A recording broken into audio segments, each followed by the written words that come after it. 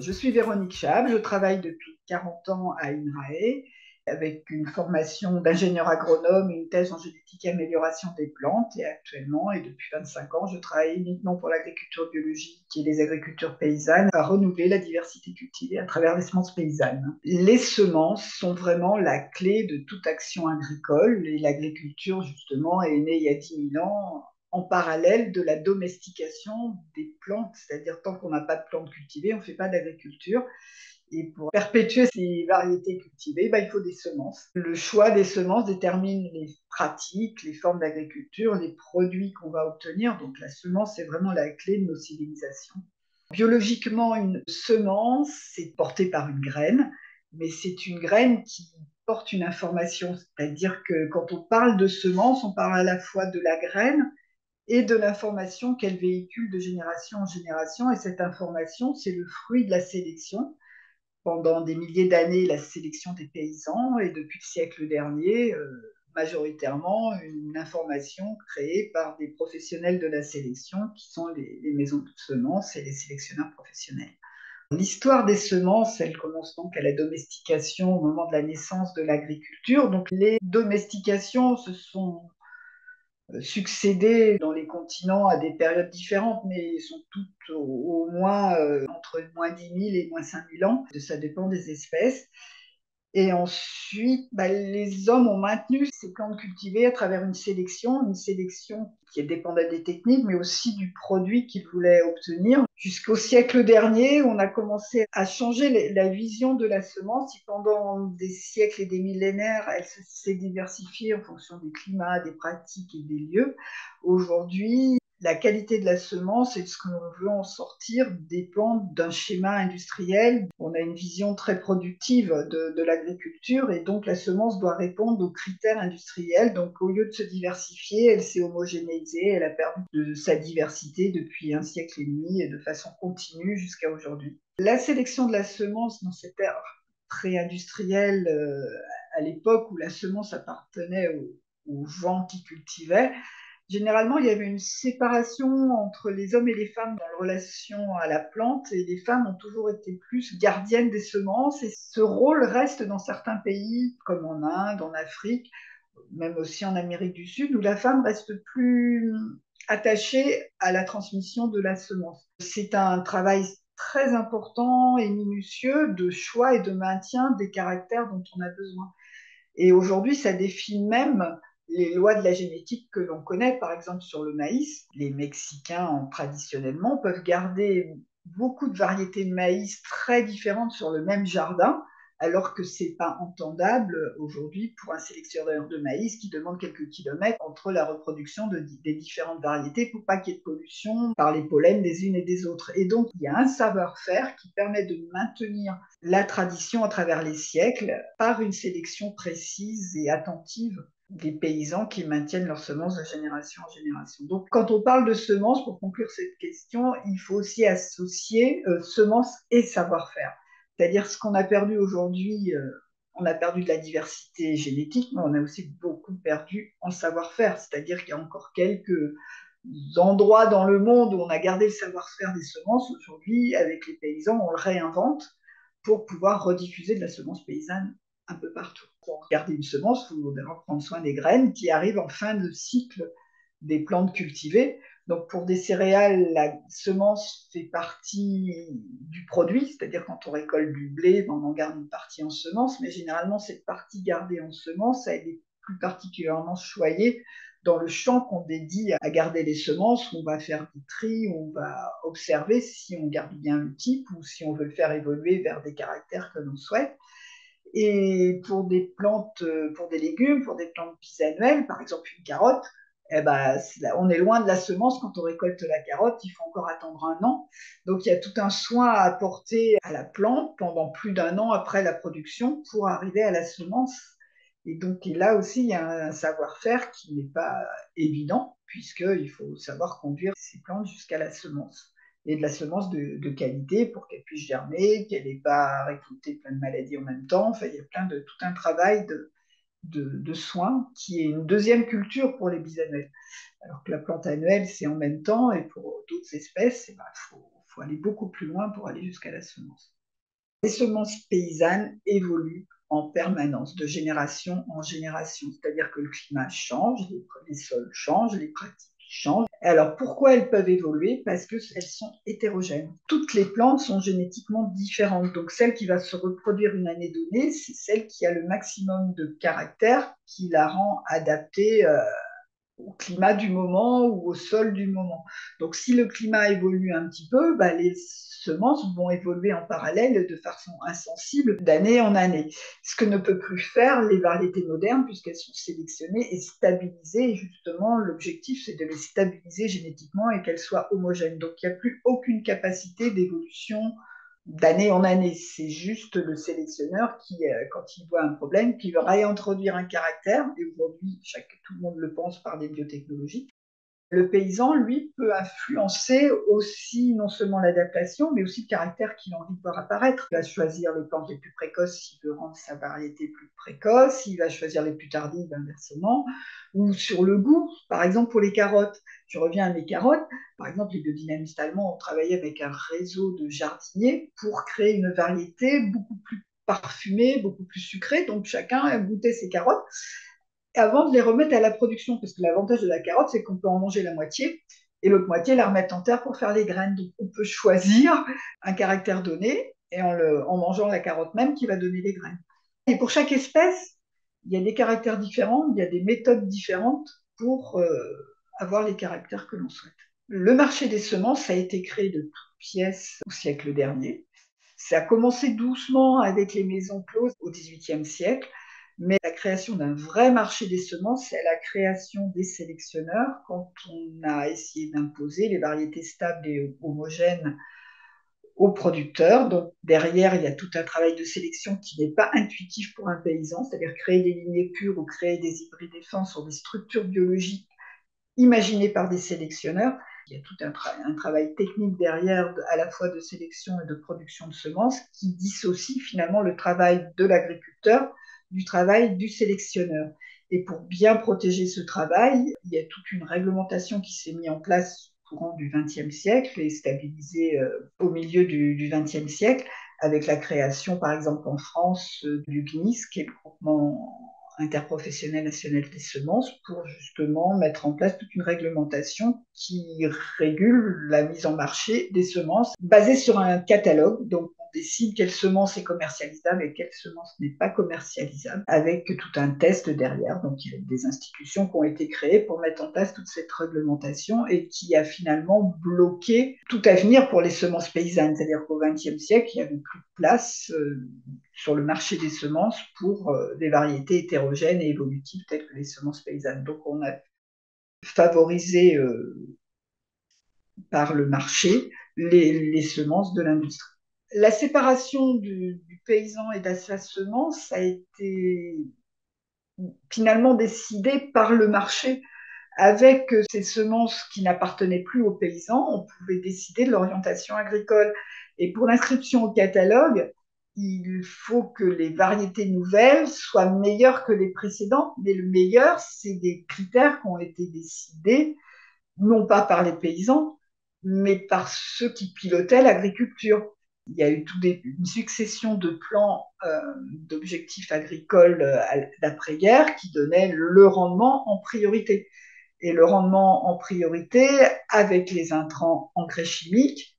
Et pour que ça puisse survivre, il y a toute une industrie des pesticides qui s'est mise en place à ce moment-là. Parce qu'il faut voir que ces plantes stables, homogènes et boostées pour donner du rendement, elles sont très fragiles et donc elles sont sensibles à toute une flopée de maladies qu'on ne connaissait pas sur les variétés paysannes, puisqu'elles évoluaient avec leur environnement de telle façon à rester en bonne santé. Mais c'était une optimisation entre tous les critères de rusticité et de productivité. Et en ayant mis l'objectif productivité à tout crin, on a rendu les plantes sensibles et on a fait toute cette industrie. Et ce qui est intéressant d'observer, c'est que les multinationales de l'agrochimie ont, pendant la deuxième moitié du XXe siècle, acheté toutes les maisons, les boîtes de semences qu'il y avait sur tous les territoires pendant des années. C'est-à-dire qu'au départ, la semence, ce n'était pas des multinationales, c'était de nombreux petits semenciers. Et aujourd'hui, ces 3 multinationales couvrent 60% du marché des semences. Et ces multinationales sont aussi des multinationales de l'agrochimie.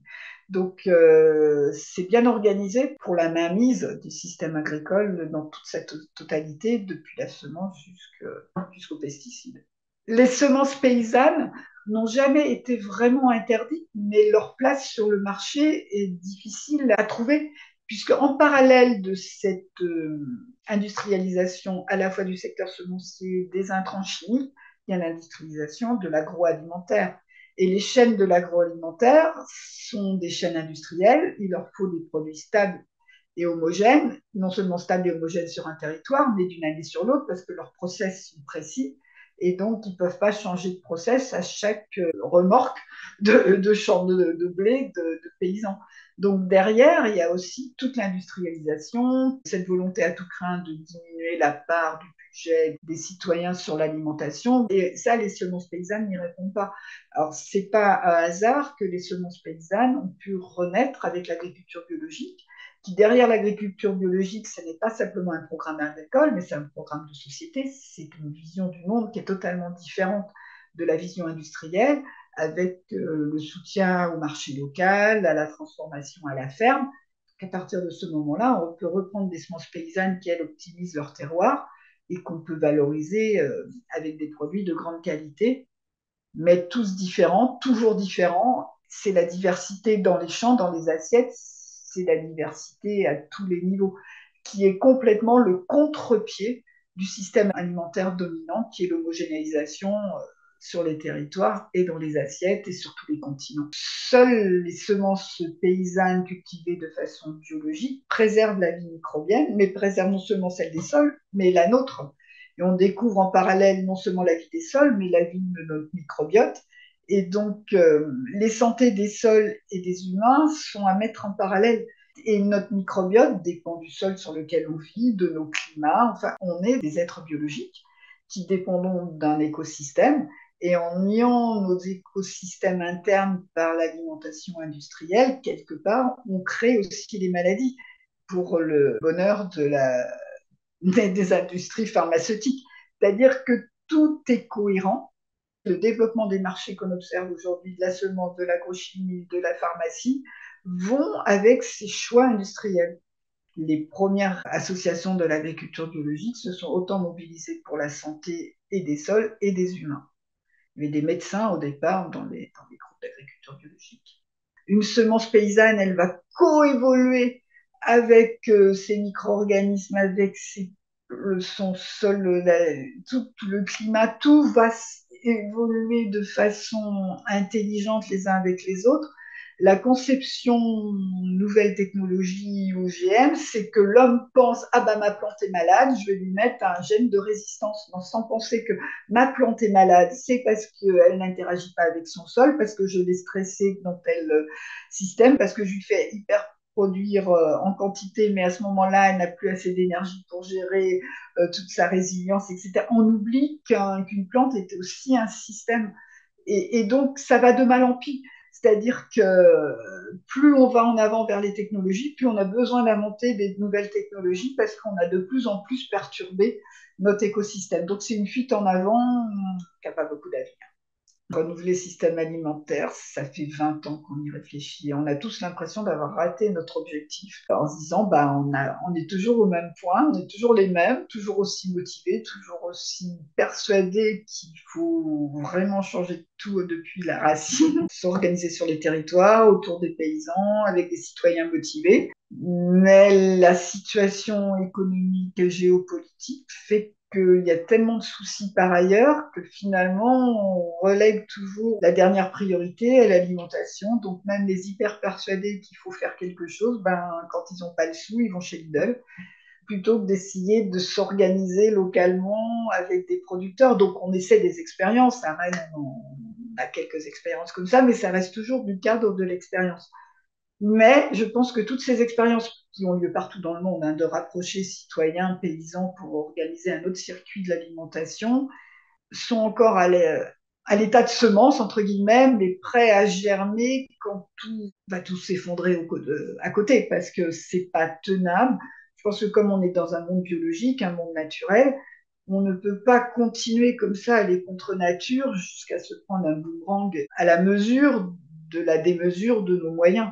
C'est-à-dire que le climat aujourd'hui s'affole, mais c'est pas étonnant, on a enlevé tous les arbres partout. Enfin, on a créé toutes les conditions pour avoir des effets boomerang. Par exemple, sur notre territoire rennais, aujourd'hui, on est en train de sur un territoire de 450 hectares à l'ouest de la ville qui n'avait pas de projet pendant des décennies. Donc, depuis 10 ans, il y a déjà des porteurs de projets qui donnent à voir du maraîchage, de production agroécologique, permaculture. On a un tiers-lieu pour donner envie de manger ces produits, de les voir, d'en parler. À partir de cette année, on va avoir la maison du vivant et les maisons de semences qui vont être aussi sur ce territoire. En fait, il y a des vieux corps de ferme qui demandaient qu'un nouvel avenir. Et donc, on est tous ensemble sur le même territoire pour donner à voir, donner envie de manger, et aussi avec un espace culturel important, c'est-à-dire ces initiatives sont aussi porteurs d'espérance, de joie et de qualité, parce que les chefs dans notre tiers-lieu propose une alimentation très haut de gamme avec des produits tout simples à des prix abordables pour tout le monde. Et la dernière initiative qui s'installe en parallèle de la maison des semences, c'est la ferme du Turfu, du futur entre guillemets, qui est une association entre un maraîcher et une écœur résistant, qui est une association pour l'aide alimentaire. Donc l'idée aussi, c'est de rapprocher ceux qui ont besoin de manger tous les jours et qui n'ont pas de quoi se nourrir de la production pour qu'ils participent eux aussi au renouveau de cette agriculture et de le faire ensemble, c'est-à-dire de retrouver la joie de l'agriculture, des bons produits et de pas simplement recevoir sans rien faire, mais d'être invité à participer au renouveau du système alimentaire. Donc c'est une pépinière d'idées et de jeunes avec plein d'enthousiasme avec des élus qui nous soutiennent pour mettre ça en place. Donc je pense que ce genre d'initiative doit se multiplier et dans nos projets européens, c'est ce qu'on observe aussi. On est 4 pays dans lesquels ça se passe de la même façon, en Espagne, en Italie, en Suisse et chez nous, et on vit ça en parallèle. Je pense qu'il y a plein d'autres pays où ça se passe aussi, dans les pays du Sud, en Inde, partout. Il y a des endroits où on recrée des communautés citoyennes, des communautés pour vivre différemment notre rapport au vivant, à l'alimentation, et réinverser les valeurs. C'est-à-dire que on n'est plus dans l'avoir, on est dans l'être, et, et dans l'être en cohérence aussi avec la nature. Mon métier est à la fois, je suis quand même dans une institution de la recherche agronomique qui depuis 1946 a fait la promotion de l'agriculture industrielle, donc c'était aussi un défi il y a 20 ans de dire ben non, stop, il y a autre chose à faire, notamment pour l'agriculture biologique. Et derrière, bah, j'ai découvert aussi tout un tas de personnes qui se posaient de la question de notre rapport au vivant et de mieux comprendre ce monde dominant qui est basé sur l'exploitation des ressources, sur vraiment la domination et l'exploitation jusqu'à la racine de tout ce qui nous est donné pour vivre, alors que ce monde paysan, ce monde de l'agriculture biologique est basé sur la collaboration. Le monde de la collaboration, c'est tout regarder de façon, je vais employer un mot scientifique, systémique, c'est-à-dire tout est en interaction, tout est lié. Et donc à partir de ce moment-là, j'ai conçu différemment mon métier de chercheur, qui à la base, on a une question scientifique, on cherche les moyens pour l'amener à bien, en cherchant aussi après à la faire diffuser au niveau de la profession. Donc moi, j'ai pris les choses à l'envers, c'est-à-dire qu'on a fait un groupe avec des paysans, on s'est posé la question, qu'est-ce qu'on a besoin comme savoir pour renouveler ce monde de la semence et ce monde d'agriculture. Et donc, je n'apportais pas le savoir, j'ai été chercher des questions. Et après, j'ai servi de lien entre la recherche de moyens pour avancer sur nos questions et cette organisation citoyenne et paysanne, ce qui fait que je suis toujours à cheval, je suis à la fois le chercheur dans l'institution, mais je suis aussi le membre des différentes organisations, associations, je suis dans une douzaine d'associations, donc en même temps, je suis à la fois acteur et chercheur, et on a mis en place ce qu'on appelle une recherche participative, on a été les premiers, je dis on parce c'est toujours très collectif, j'ai pas été la seule chercheuse à démarrer, on a été 3 à l'INRA a démarré pratiquement en même temps avec la même envie de développer ces semences paysannes. Mais au niveau européen, on est une trentaine de chercheurs et on fait équipe depuis une vingtaine d'années. Quand on est chercheur, on est obligé d'avoir des projets de recherche pour avoir des moyens pour travailler. Si on est coincé dans son bureau avec seulement un crayon et une feuille de papier pour travailler, et encore, on n'a pas les moyens de les acheter. Le guichet le plus achalandé pour avoir des moyens, c'est la Commission européenne.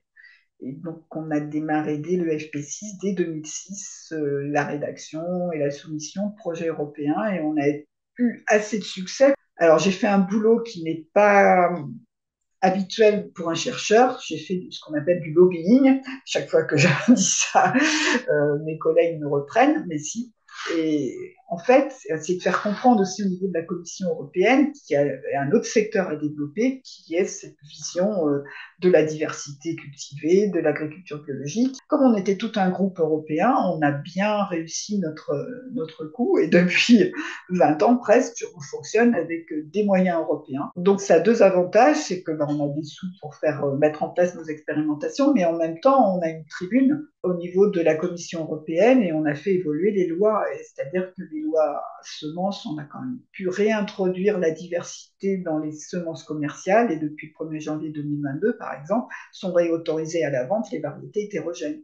C'était une grande faille dans le système semencier dominant. Et on est toujours très très présent à Bruxelles pour essayer de clamer la voix de nos paysans, de nos citoyens, et non seulement à Bruxelles, au niveau international aussi. Donc ce côté chercheur permet d'avoir un pied un peu partout et de pouvoir faire la promotion de notre vision du monde. Et c'est cette liberté de chercheur que j'ai utilisée autant que je pouvais le faire, tout en respectant les fonctionnements de l'institution, c'est-à-dire en développant des projets, en écrivant des publications. J'ai fait mon boulot. L'avenir du système alimentaire n'est pas que de la responsabilité de nos agriculteurs et nos paysans. Vous voyez, ils sont à bout de souffle partout. Même les tracteurs sont à New Delhi pour bloquer la ville parce qu'ils n'en peuvent plus. Ils sont partout, les tracteurs, aujourd'hui. Donc, le système alimentaire est à bout de souffle. Donc, le citoyen a un rôle. Les citoyens ont commencé déjà à s'organiser en AMAP, par exemple les associations pour le soutien de l'agriculture paysanne. C'est un mouvement citoyen global autour de l'alimentation qu'il faut soutenir et il ne faut pas attendre que seuls les paysans s'y mettent. Et c'est d'aller voir nos élus pour refaire des petits noyaux collectifs, communautaires, pour se donner les moyens de donner à manger à tout le monde. Mais il faut y mettre les mains à la pâte et en même temps, si le citoyen s'intéresse à l'alimentation, il va s'intéresser à la fois à la biologie, à la nature, et il va s'intéresser à lui-même. C'est-à-dire qu'à travers l'alimentation, d'acheter une boîte dans un supermarché, ça coupe de sa propre nature. Et de redécouvrir comment l'alimentation est produite, sa diversité, sa richesse, sa beauté, on redécouvre sa propre beauté, sa propre richesse. Et donc, je pense qu'à travers son alimentation, on va recréer les racines d'une nouvelle civilisation beaucoup plus riche et beaucoup plus humaine.